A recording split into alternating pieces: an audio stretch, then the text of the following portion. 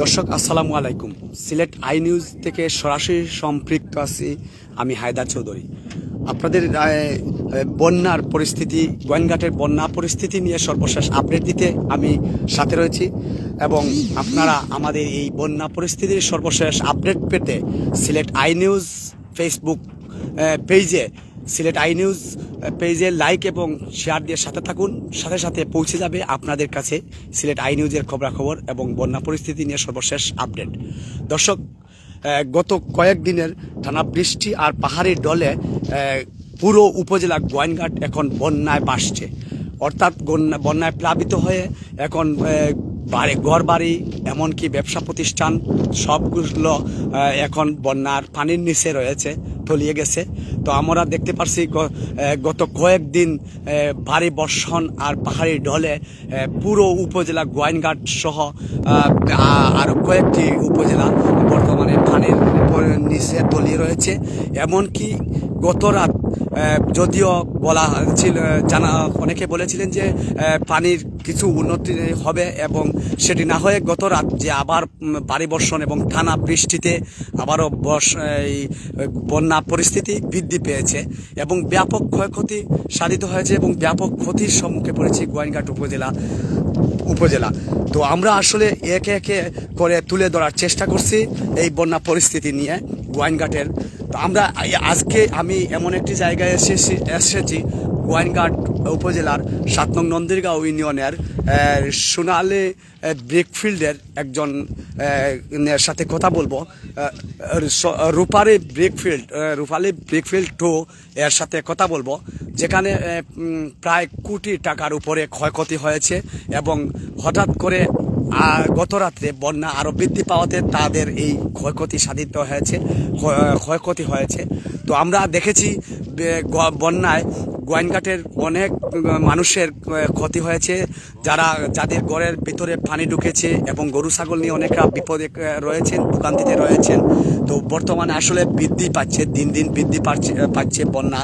তো আমরা এমন একটি জায়গায় এসেছি যেখানে কোটি টাকার ক্ষয়ক্ষতি হয়েছে, সেটি হচ্ছে নোয়াগাঁও 7 নং নন্দীরগাঁও ইউনিয়নের এই একটি ব্রিকফিল্ডে এসেছি, যেখানে আসলে দেখা যাচ্ছে এখানে কয়েকজন এসে তারা এই ব্রিকফিল্ডের মধ্যে কিছু কাজও করছেন। তো আমরা জানবো এই ব্রিকফিল্ডের মধ্যে কত টাকার ইট পুরানোর কথা ছিল এবং বর্তমানে কত টাকার ইট নষ্ট হয়ে গেছে। তো আমরা দেখতে পাচ্ছি এই ব্রিকফিল্ডের স্বত্বাধিকারী যিনি গোয়েনঘাট আওয়ামী লীগের সদস্য জনাব নাসির উদ্দিনের ছোটো ভাই বিলাল আহমদ এখানে সকাল থেকে এসে তদারকি করছেন যে এখানে যে ক্ষয়ক্ষতি হয়েছে, অনেক কিছু বন্যায় ভাসিয়ে নিয়ে যাচ্ছে।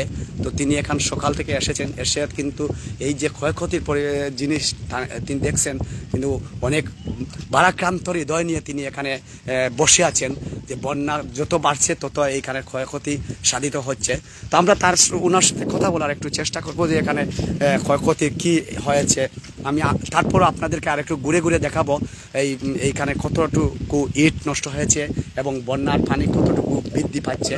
এর ফাঁকে দিয়ে আমরা ওনার সাথে একটু কথা বলার চেষ্টা করব। এর মধ্যে আবার বৃষ্টিও চলে আসছে। আমি একটু আপনাদেরকে এই ইট ভাটাটি দেখানোর চেষ্টা করি যে সবচেয়ে ক্ষতি হয়েছে গোয়েনঘাটের মধ্যে ইট ভাটাগুলোর। তো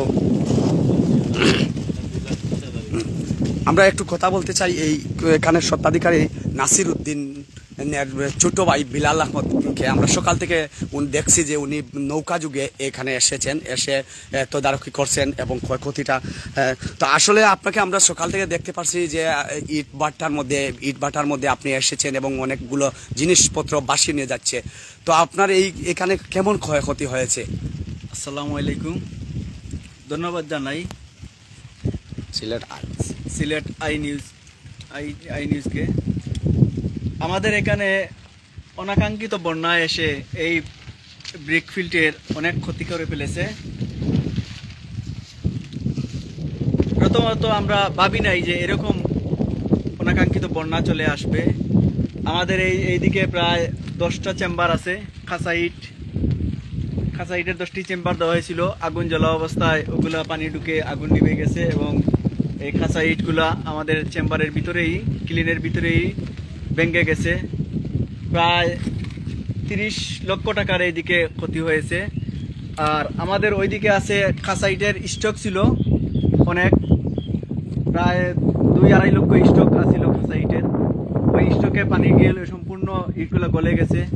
প্রায় 1 থেকে 1.5 কোটি টাকা, 2 কোটি টাকার মতো আমাদের অনেক ক্ষতি হয়ে গেল। শুধু আমাদের না, আরো অনেক শুনেছি আরো অনেক ব্রিকফিল্ডের এরকম অনেক ক্ষতি হয়েছে। কিন্তু এটা কি করব, বারাক্রান্তর হৃদয় নিয়ে বসে আছি, করার কিছু নেই, সম্পূর্ণ উপরওয়ালার ইচ্ছা। আমাদের তো অনেক ক্ষয়ক্ষতি হয়েছে। আর এখন আসছি, কিছু ব্রিকফিল্ডে অনেক কিছু সামানা ছিল, ভাবছিলাম যে আর হয়তো পানি বাড়বে না, কিন্তু অনেক সকালে এসে দেখি অনেক কিছু আমাদের ব্রিকফিল্ড থেকে বাসিয়ে নিয়ে গেছে। তাই যেগুলো আছে ওইগুলো উদ্ধার করার চেষ্টা করতেছি, এমন কিছু জিনিসগুলো বাড়িতে নিয়ে যাওয়ার চেষ্টা করতেছি। এরকম বন্যা আসলে মানে এই সময়ে আসবে কোনো মানুষই, কোনো মানে কেউই কল্পনা করতে পারি নাই। কিন্তু এই যে বন্যাগুলো আসছে, লক্ষ লক্ষ কোটি কোটি টাকা ব্রিকফিল্ডের ক্ষতি হয়ে গেল। আপনারা সবাই দোয়া করবেন আমাদের জন্য, যাতে আমরা এইগুলো ধৈর্য ধারণ করতে পারি। আল্লাহ ইদার তৌফিক আমাদের গীতা। আর যা কিছু হয়েছে আল্লাহর ইচ্ছায় হয়েছে, বেসবরের কিছু নাই, সবর করলাম, আল্লাহ এর ফল দিবে ইনশাল্লাহ আমাদেরকে। পরবর্তীতে যে আমরা এই গোয়াইনঘাটের মধ্যে আমরা দেখতে পাচ্ছি যোগাযোগ বিচ্ছিন্ন। আমরা জানি আর একটা ব্যবসা প্রতিষ্ঠান আপনার রয়েছে শালটুকুর বাজারে, তো এই যোগাযোগ ব্যবস্থা এখন কেমন? গোয়াইনঘাটের যোগাযোগ ব্যবস্থা খুবই খারাপ, কোনো গাড়ি চলে না, কোনো চলে না। আমার যে শালটুকুরে এই ফ্রেশ তেল কোম্পানির ডিলারশিপ ছিল, সেটাও আপাতত বন্ধ হয়ে গেছে। আমি এখনো চিন্তিত আছি, যদি আর একটু পানি বাড়ে তাহলে ওইখানে আমার প্রায় 15-20 লক্ষ টাকার মাল আমার মজুদ আছে, ওগুলো আমার অনেক ক্ষতি হয়ে যাবে। ধন্যবাদ আপনাকে আমাদেরকে সময় দেওয়ার জন্য। ভালো থাকেন এবং ধন্যবাদ, আমাদের জন্য দোয়া করবেন। ধন্যবাদ। দর্শক, আসলে আমি কথা বলছিলাম যে বন্যা পরিস্থিতি নিয়ে, গোয়াইনঘাটের বন্যা পরিস্থিতি নিয়ে কথা বলছিলাম। সোনালী ব্রিকফিল্ড টুর, রূপালী ব্রিকফিল্ড টু নোয়ান্দিরগাঁও ইউনিয়নে যেটা অবস্থিত, সেই স্বত্বাধিকারী নাসির উদ্দিনের ছোট ভাই বিলাল আহমদের কাছে উনি জানালেন যে ওনার ব্রিকফিল্ডের ক্ষয়ক্ষতি এবং বন্যা পরিস্থিতি নিয়ে কেমন অবস্থা হচ্ছে গোয়াইনঘাটে, এবং রয়েছে একটি যোগাযোগ ব্যবস্থা যে গোয়াইনঘাট এবং শালিটুগড় যে রোডটি, ওনার একটা ব্যবসা প্রতিষ্ঠানও রয়েছে শালিটুগড় বাজারে। বর্তমানে শালিটুগড় এবং সিলেট সদর উপজেলার সাথে গোয়াইনঘাট সদর উপজেলা এবং বিভিন্ন হাট বাজারের যোগাযোগ ব্যবস্থা বর্তমানে বিচ্ছিন্ন রয়েছে। আমরা যতটুকু পেরেছি যে দিন দিন এখন বন্যা পানি বৃদ্ধি পাচ্ছে এবং ব্যাপক ক্ষয়ক্ষতি গোয়াইনঘাটের মধ্যে এখন সাধিত হচ্ছে, এবং অনেক মানুষরা এখন দিন রাতে পাত করছেন ঘরের চালের মধ্যে অথবা ঘরের মেঝেতে বসে তারা দিন করছে। অনেকে চুলার মধ্যে আগুন জ্বালাতে পারছে না এবং চুলার মধ্যে তারা রান্নাবান্না করতে পারছে না। তো এখানে অনেক শ্রমিকরা ছিলেন, যেখানে দিয়ে তারা অনেক এখানে রুজি করে নিয়ে তারা আহার যোগাচ্ছেন। এবং এই যে ইটের ভাটার ক্ষয়ক্ষতিটা হয়েছে, অনেক মানুষ এখন বেকার হয়ে পড়েছেন, অনেক শ্রমিকরা এখন বেকার হয়ে পড়েছেন। তারাও চিন্তিত রয়েছেন যে আমরা কিভাবে এখন খাওয়া দাওয়া করব, কিভাবে এখন যেহেতু একটা ইট ভাটার মধ্যে হাজার হাজার শ্রমিকরা কাজ করেন, সেই বর্তমানে গোয়াইনঘাটের প্রত্যেকটা ইট ভাটা এইরকম বন্যার পানির নিচে তলিয়ে গেছে এবং অনেকগুলো টাকা, অনেক ক্ষয়ক্ষতি হয়েছে এবং অনেক শ্রমিকদেরও সেটা বঞ্চিত হয়েছে। তারা এই রুজি থেকে এবং তারা এই কষ্টার্জিত যে টাকা নিয়ে তারা সংসার চালান সেটা থেকে অনেক বঞ্চিত। তারাও চিহ্নিত করছেন যে আমরা কিভাবে এখন চলবো। দর্শক, আসলে এই যে বন্যার পরিস্থিতিটা আসলে গোয়াইনঘাট একটা নিম্ন অঞ্চল অবস্থিত হয় এবং এর উত্তর পাশে মেঘালয় রাষ্ট্র, মেঘালয় ভারত, যেখান থেকে বন্যা হলেই মেঘালয়ে অতি বৃষ্টিতেই চলে আসে, পাহাড়ি ঢল নেমেই নিম্নাঞ্চল গোয়াইনঘাটে রয়েছে, গোয়াইনঘাটে পানি তলিয়ে যায়।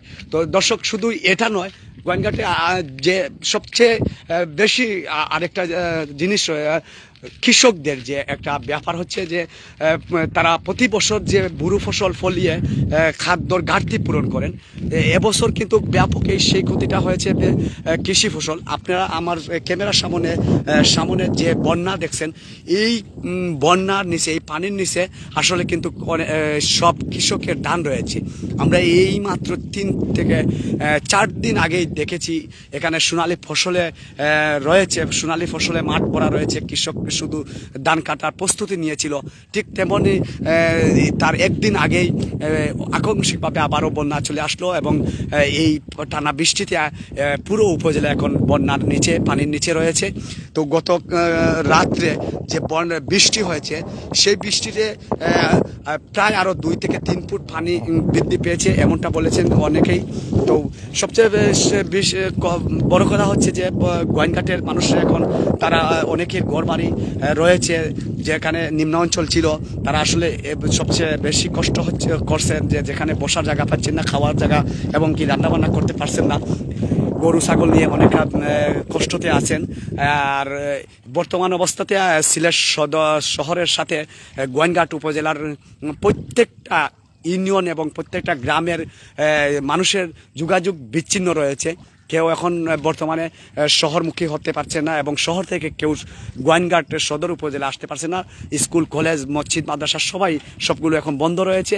এমনকি যারা এই সরকারি চাকরিতে আছেন তাদেরও প্রতিষ্ঠানগুলো এখন বন্ধ রয়েছে, কারণ এখানে যোগাযোগ ব্যবস্থা বিচ্ছিন্ন, তাই কেউ আসা যাওয়া করতে পারতেছেন না। দর্শক, আপনারা আমাদের সাথে সিলেট আই নিউজ ফেসবুক পেজে লাইক এবং শেয়ার দিয়ে সাথে থাকবেন। আমি সাথে রয়েছি হায়দার চৌধুরী। সর্বশেষ বন্যা পরিস্থিতি নিয়ে দেখা হবে অন্য কোনো এক জায়গায়। সেই পর্যন্ত ভালো থাকেন, সুস্থ থাকেন এবং নিরাপদে থাকেন। আল্লাহ হাফিজ, আসসালামু আলাইকুম।